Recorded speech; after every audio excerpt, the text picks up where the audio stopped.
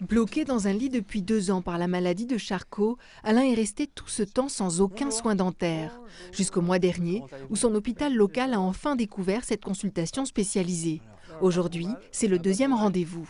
Est-ce que vous avez senti une petite différence, un petit peu mieux? Je me sentais mieux au niveau des gencives. Ouais. J'avais des infections, puis des problèmes de lèvres qui n'étaient plus tenus par les gencives.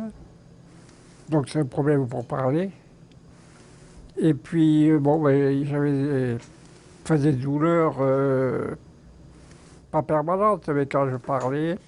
Ces soins dentaires adaptés aux personnes handicapées existent pourtant depuis 2012 au centre hospitalier d'Annecy dans le cadre du dispositif HandiConsult. Gynécologie, ophtalmologie, dermatologie, toute une équipe médicale se relaye auprès de patients qui ne peuvent pas être accueillis dans des cabinets classiques. Ça peut être des patients qui sont en secteur psychiatrique, qui ont des maladies graves du comportement, qui sont agités et pour qui les troubles du comportement sont tels qu'ils ne vont pas pouvoir être reçus dans un accès classique, je dirais.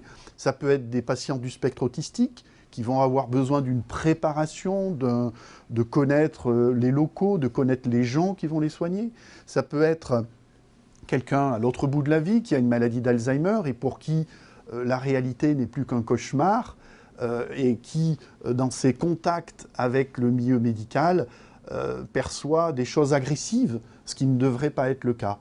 Plus de la moitié des patients accueillis ici ont à la fois un handicap physique et mental, un double obstacle à l'accès aux soins, avec parfois des situations critiques lors des premiers rendez-vous.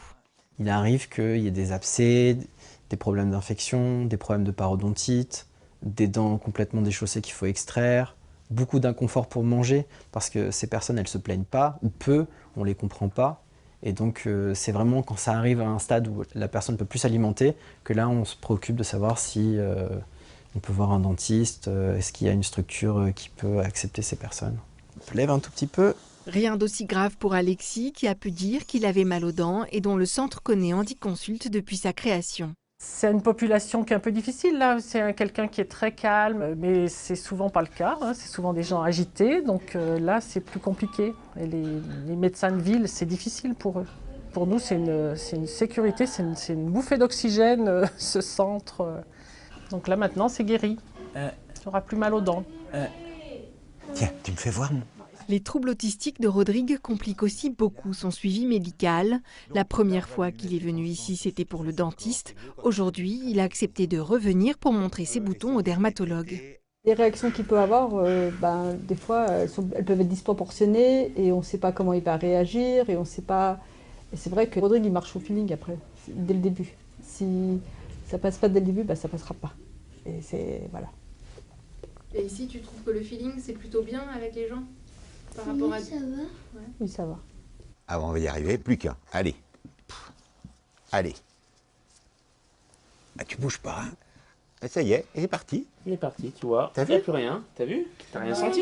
Il y a du personnel qui nous aide, qui est habitué, qui est patient. Et donc, nous, on travaille confortablement, calmement. On a du temps. On n'est jamais pressé. Et donc, l'enfant le ressent aussi, ça. Hein. Donc, c'est des bonnes structures, oui. C'est vraiment quelque chose de tout à fait particulier.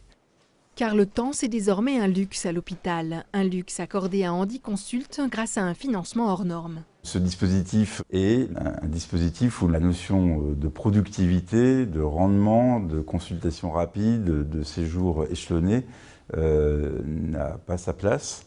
Et donc on est effectivement sur la nécessité d'avoir une mission réelle qu'on exerce au profit des populations en situation de handicap avec un financement mixte, en partie subvention et en partie mécénat. Une solution qui permet aujourd'hui à plus de 1000 patients souffrant de handicap d'être enfin soignés.